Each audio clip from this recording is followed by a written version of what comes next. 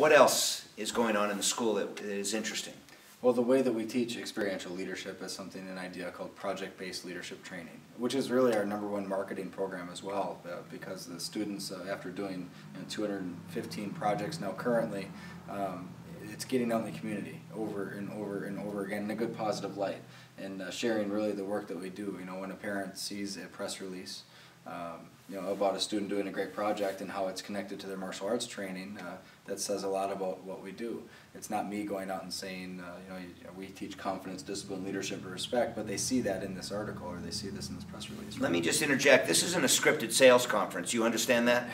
We're not trying to sell you anything. We have things for sale. I have an association called the 100, which if you're not a part of, I have to question what you're thinking. And Gary has Prajabi, but we didn't script this. We're not trying to sell you. This is fascinating, landmark, historically important information about the school business we're in, about actually becoming master teachers in a way that doesn't currently exist as an industry standard. It's not best practices. So out of the dojo and into the world.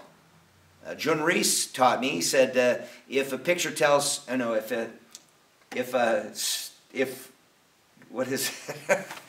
a story... A picture is worth 1,000 words. If a picture is worth 1,000 words, then an action's worth 1,000 pictures. Thank you, Gary. And all of these things came together through my education. I said, we have to take this martial arts off the mat. The kids can't just be good on the mat. They have to be good out in the world. So what does that mean? Project is defined like this. What's a project? Well, a project is the idea of a student taking an idea.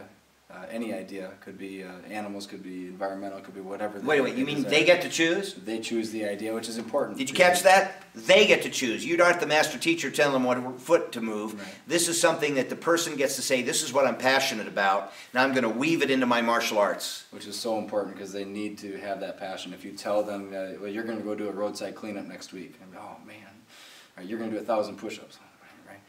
But if they're passionate about it, they get to put their full heart and soul into it, and they get to be, show that pride in the project. And so the idea is they get to take an idea and turn it into reality, and go out and get results, and build a team, and influence that team to take action and achieve something, towards a common goal, right? So the project is very powerful.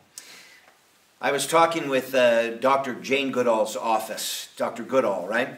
And I was looking at a Roots and Shoots program, and I said, wow, that's really a fantastic program. I think we could execute this through the martial arts world. And after some back and forth between Jane Goodall's people and myself, it finally came to a place where her secretary said, I'm sorry, Dr. Goodall cannot endorse this or cooperate because she doesn't want to promote violence, and martial arts promotes violence. Well, my first reaction was to say, no, it doesn't, but I didn't have any quantifiable proof. I couldn't bring 1,000 examples of the work we've done and how it's affected people's lives and so on. Because if you turn on the TV or the internet, it's all about violence.